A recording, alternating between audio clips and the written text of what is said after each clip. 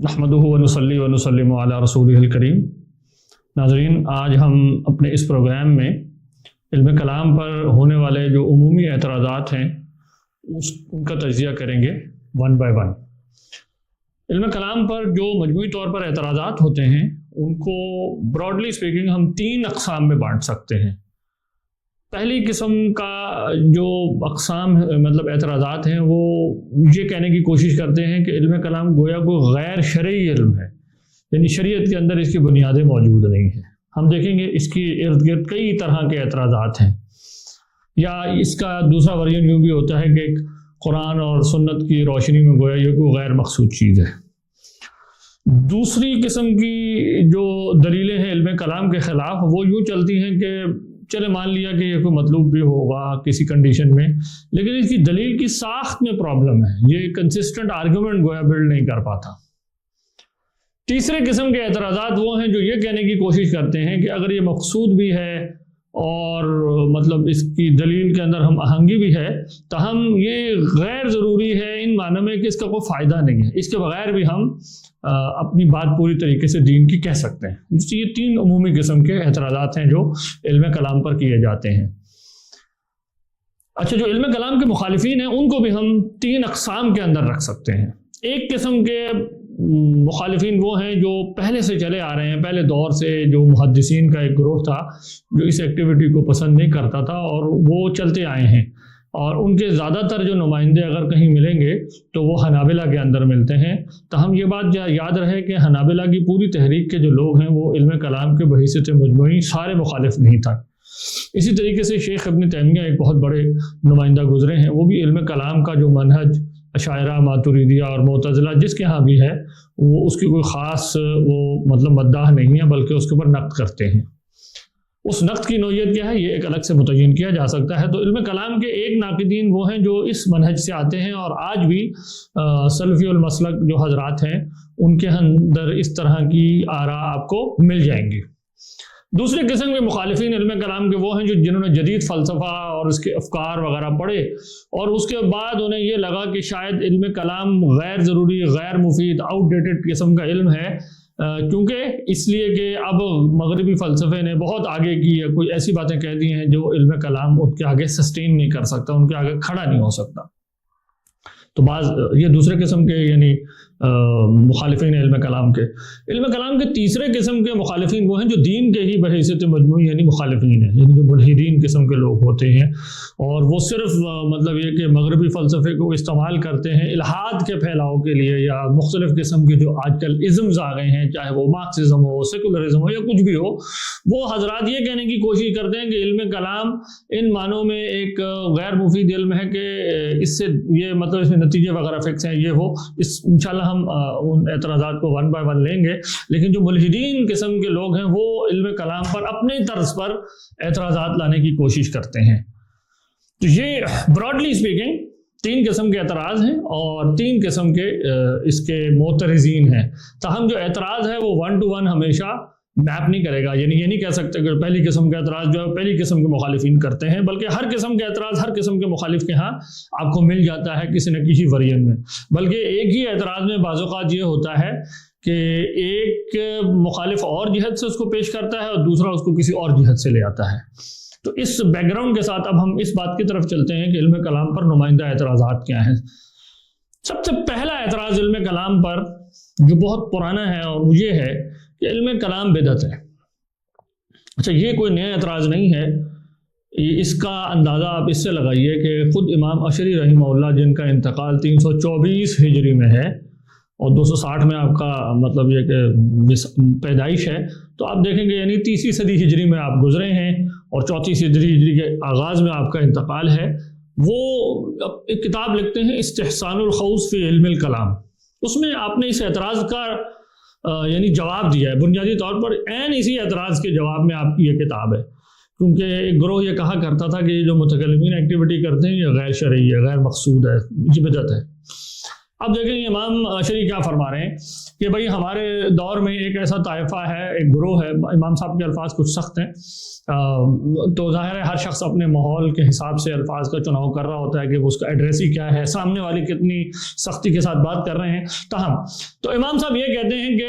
ان لوگوں کا یہ خیال ہے زعموا ان الکلام فی الحرکۃ والسکون والجسم والعرض والالوان والاکوان والجز اور والطفرہ وصفات الباری بدعہ وضلالہ، وہ یہ کہتے ہیں کہ یہ سب بدعت ہے، ضلالت ہے، اس طرح کی باتیں کرنا کہ جسم، الوان، عرض، یہ ساری ایسی چیزیں جس کو اللہ اور اس کے رسول نے تو کی نہیں، اور کیوں بدعت ہے؟ دلیل کیا کہ دیتے ہیں لو کان ذالک ھدی و ارشادا لتکلم فیہ النبی صلی اللہ علیہ وسلم وخلفاؤہ واصحابہ، یعنی اگر یہ کوئی دین میں مقصود چیز ہوتی، اس میں کوئی ہدایت کا پہلو ہوتا، تو اللہ کا رسول اور صحابہ یہ کہاں باتیں کرتے؟ تو چونکہ انہوں نے یہ باتیں نہیں کی، اس طرح کی کوئی گفتگو نہیں کی، اس طرح کی لینگویج یوز نہیں کی دین کے بارے میں گفتگو کرتے ہوئے، تو گویا اس کا مطلب یہ نکلا ہے کہ یہ ایسا علم ہے جس کی دین میں بنیاد نہیں ہے، یہ بدعت ہے۔ امام صاحب کا جو جواب ہے وہ 3 پہلو سے ہے۔ امام صاحب نے اس رسالے میں 3 طرح جواب دیا ہے۔ پہلا اعتراض امام صاحب کا الزامی نوعیت کا ہے۔ وہ یہ کہتے ہیں کہ اگر آپ کا یہ دعویٰ درست مان لیا جائے کہ اللہ کے رسول صلی اللہ علیہ وسلم نے اس علم کے بارے میں کوئی اس باتی انداز میں بات نہیں کی کہ یہ کام کرو یا اس کو سیکھو، تو تم یہ بتاؤ کہ اللہ کے رسول نے یہ کب کہا ہے، یعنی یہ قول کہاں ہے اللہ کے رسول کا جس میں کہا گیا کہ یہ گمراہی ہے؟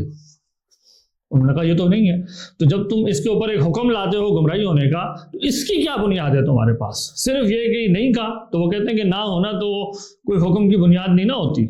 تو آپ یہ کہتے ہیں کہ یہ گمراہی کا حکم تم کہاں سے لے آئے ہو؟ پہلے تو یہ تم بتاؤ۔ تو یہ سارٹ آف الزامی جواب ہے کہ اگر تم ہمیں یہ الزام دے رہے ہو کہ اس کے لیے ثبوتی دلیل نہیں ہے،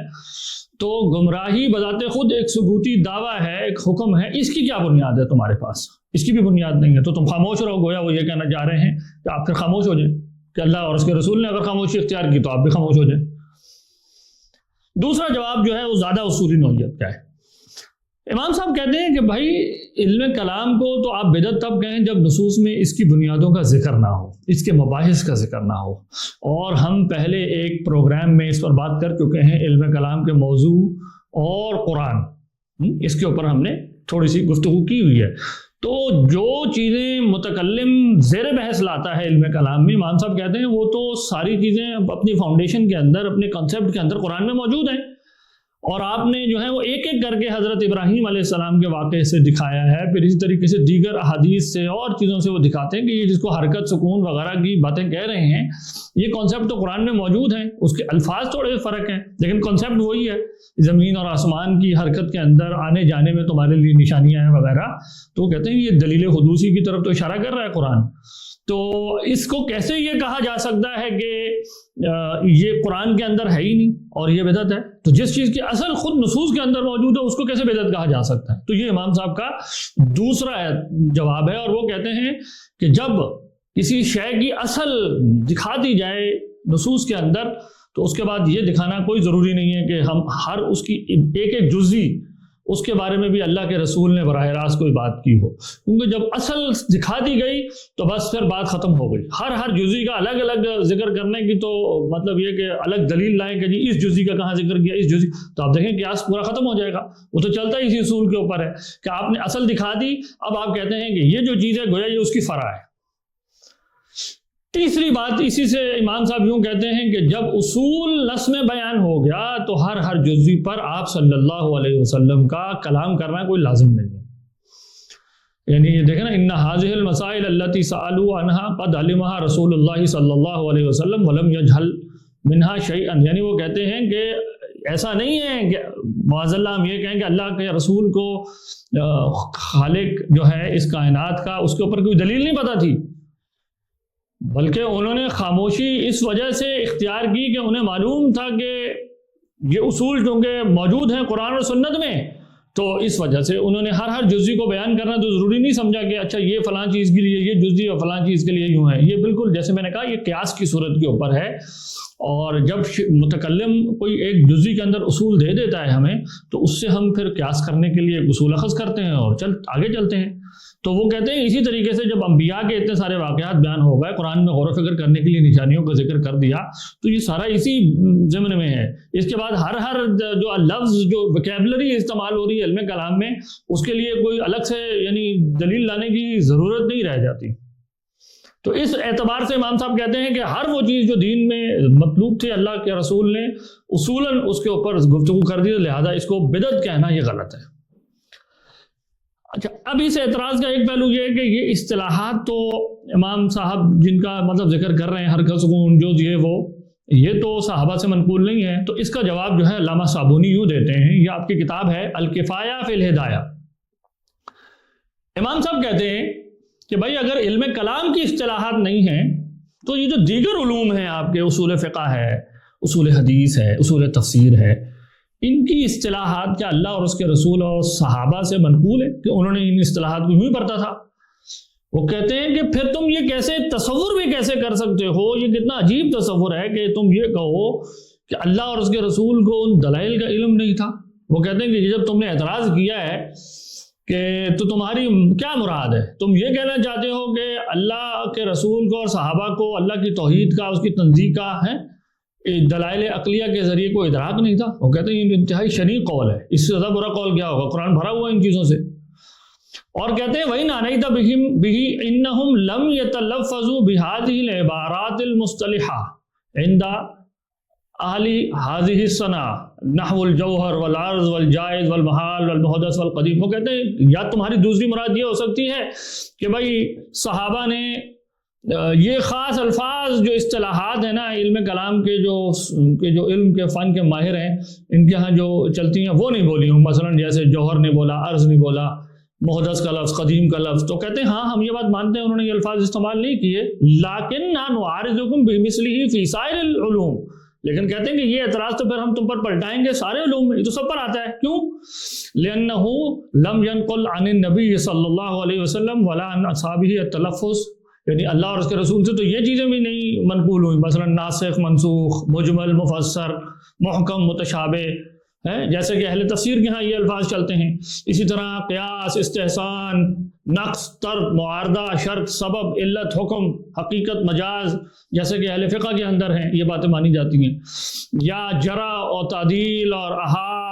اخبار احاد اور مشہور اور متواتر، صحیح، حسن وغیرہ وغیرہ۔ وہ کہتے ہیں یہ جو اصول حدیث والے یہ باتیں کرتے ہیں، یہ کہاں اللہ اور اس کے رسول نے یہ چیزیں اس طرح بیان کی تھیں؟ تو یہ تو جو تقاضے ہیں، عقلی چیزیں، کچھ تقاضے ہوتے ہیں، جزیات ہمارے سامنے ہوتی ہیں جن کے بغیر ہم ان جزیات کو ایکسپلین نہیں کر سکتے، یا ہم ایک اصطلاح کے طور پر ان چیزوں کو وضع کرتے ہیں، یہ سب تو ہر علم کے اندر ہوتا ہے۔ تو وہ کہتے ہیں کہ تم یہ کہنا چاہ رہے ہو کہ یہ اصطلاحات کیونکہ نہیں استعمال ہوئی تھی تو یہ دکھاؤ صحابہ سے کہاں ہے؟ وہ کہتے ہیں اگر اس طرح چلنا شروع ہوگا تو سارے علوم سے آپ کو فارغ ہونا پڑے گا، پھر تو گویا اس کا نتیجہ الٹیمیٹلی یہ ہے کہ بس جو قرآن کے اندر لفظ لکھا گا بس ہم کہیں کہ ہم وہاں چلیں گے، اس سے کسی بھی قسم کی کوئی ایبسٹریکشن نہیں کریں گے، اور قیاس کا سارا عمل آپ کا ختم ہو کر آ جائے گا۔ پانچواں پہلو اس جواب کا یہ ہے، یعنی پہلے سوال کا ہم کہہ رہے ہیں کہ 4 نقطے اس میں ہم نے بیان کر دیا، اب اس میں 5واں نقطہ بیان کرنے لگے ہیں۔ یہ جو کہا جاتا ہے کہ اللہ کے رسول اور صحابہ کے دور میں یہ چیزیں نہیں اس طرح سے بیان ہوئیں، اگرچہ ہسٹوریکلی یہ بات بھی ٹھیک نہیں ہے کہ صحابہ کے دور میں نہیں، ہم دیکھتے ہیں کہ صحابہ کے دور میں ہی ایسے مسائل شروع ہو گئے تھے جو کلامی مسائل میں سے آتے ہیں، سمعیات سے متعلق ہوں یا عقلیات سے متعلق ہو۔ جبر و قدر کا مسئلہ صحابہ ہی کے دور کے آخری جو دور ہے اس میں مطلب صغار صحابہ زندہ تھے، اس وقت سے یہ مسئلہ پیدا ہو گیا تھا۔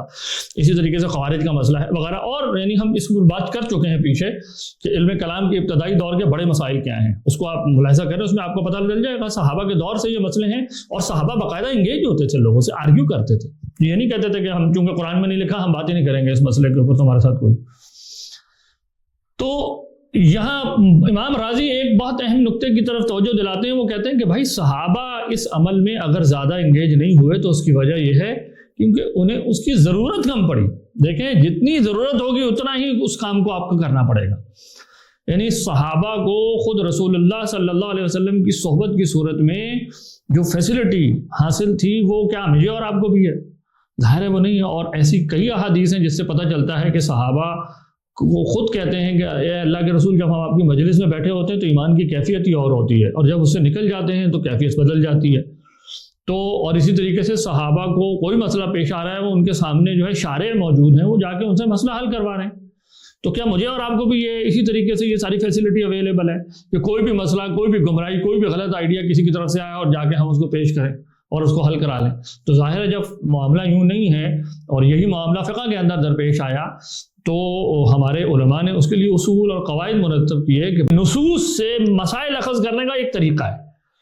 اور جب آپ اس طریقے سے باہر جائیں گے تو پھر وہ اللہ اور اس کے رسول کی مراد نہیں کہی جائے گی. یہی کام علم کلام میں کہ جب گمراہیاں زیادہ ہو گئیں تو ان کا جواب دینے کے لیے یہ لازم ہو گیا کہ ہم ایسے اصول اور قواعد مرتب کریں جس سے ہم کہیں کہ یہ اب نص کی صحیح مراد ہے، ورنہ آپ صحیح نص کی مراد تک نہیں پہنچے اور آپ غلط جگہ کھڑے. تو اس میں ایک دلچسپ پہلو بھی ہے. ایک چھوٹی سی آخری بات یہ نوٹ کریں کہ جو لوگ یہ کہتے ہیں کہ علم کلام وغیرہ کی ضرورت نہیں ہے، اپنے دور کے ہر غلط نظریے کا رد کرنا وہ ضروری سمجھتے ہیں. یعنی چاہے وہ کسی بھی ازم کی صورت میں آج ہمارے سامنے موجود ہو تو آپ دیکھیں کہ یہ اعتراض لانے والے وہ کہتے ہیں اچھا چلو آؤ فلاں فلسفی سے انگیج ہوتے ہیں، پھر وہ کہیں گے کہ جی فلاں ازم کو اب ہم رد کریں گے. تو بھائی آپ کیوں رد کر رہے ہیں؟ کہ صحابہ نے کیا تھا؟ کیا وہ یہ لینگویج بول رہے ہیں جس کے ذریعے آپ ان کو رد کر رہے ہیں؟ تو وہ کچھ بھی نہیں ہوگا ثابت، لیکن وہ کہیں گے کہ نہیں یہ ضروری ہے، یہ دین کے دفاع کے لیے ضروری ہے. تو یہی تو علم کلام کا موضوع تھا کہ دین کے دفاع کا، عقائد کا جو دفاع ہے وہ کیسے کیا جائے ہم آہنگی کے ساتھ، علمی اصولوں کے ساتھ، اور اس کی پروپیگیشن ہو. تو جب یہ مقصد آپ سامنے رکھتے ہوئے ایک علمی ایکٹیویٹی میں، ایک عقلی ایکٹیویٹی کے اندر داخل ہوتے ہیں تو دوسروں پر کیوں اعتراض؟ دیکھیں علم کلام نیسیسری ان معنوں میں کہ ایک ریشنل ایکٹیویٹی ہر شخص کرے گا دین کے دفاع کے لیے. بس فرق اتنا ہوتا ہے کہ ہمارے اسلاف نے چونکہ ایک کے بعد دوسرا بڑا آدمی آیا، ایک کنسسٹنسی سے ایک سسٹم کے اندر آیا، تو ایک بہت مضبوط فکر انہوں نے مرتب کر دی ہے جس کے ذریعے سے ہم آج کے کئی چیلنجز کا جواب دیتے ہیں. لیکن جب لوگ اس کو رد کر کے، اگنور کر کے کرنے کی کوشش کرتے ہیں تو ادھر ادھر بس جیسے ایک اناڑی آدمی کو آپ پھینک دیں کسی سوئمنگ پول میں تو وہ ہاتھ پیر تو چلاتا ہے، لیکن اس ہاتھ پیر چلانے کو اگر سوئمرز کہا جا سکے تو وہ سارے ہی سوئمر ہیں، لیکن صحیح بات یہ ہے کہ ان کے مطلب یہ ہاتھ پیر چلانے کے نتیجے میں کوئی فائدہ نہیں ہوتا، وہ وہیں کھڑے ہوتے ہیں یا اپنے آپ کو نیچے لے جا رہے ہوتے ہیں. اینی ہاؤ، تو یہ پہلا اعتراض ہے کہ علم کلام بدعت ہے. تو جواب یہ ہے کہ جو بدعت کا تصور ہے کہ کسی چیز کی نصوص میں اصل موجود نہ ہو اور پھر آپ اس کے اوپر آپ ایک حکم شرعی لاگو کریں، یہ بدعت ہوتا ہے. تو علم کلام کا جو موضوع ہے، یہ جو اس کے مباحث ہیں، اس کی تو ہر چیز کی اصل قرآن و سنت میں موجود ہے، یہ کیسے بدعت ہو گیا؟